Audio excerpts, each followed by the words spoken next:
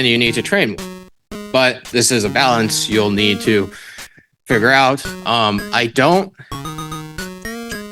sure there is a rule of thumb for doing this, but it is not one I am remembering off the top of my head. Let me try to go forward. All right. So, oh, yes. Right. So the idea would be the held out. So the training data, you always know the answer, right? But the issue is that, okay, let's say you and I are training a model to detect whether or not students use ChatGPT, right?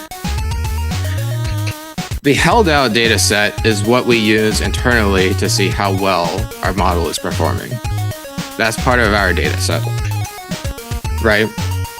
But you can essentially think of it as how well your model does in the wild.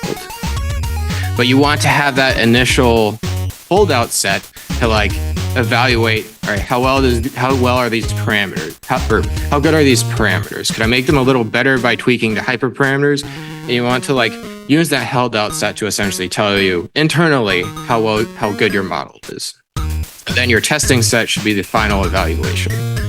Does that make sense? Okay.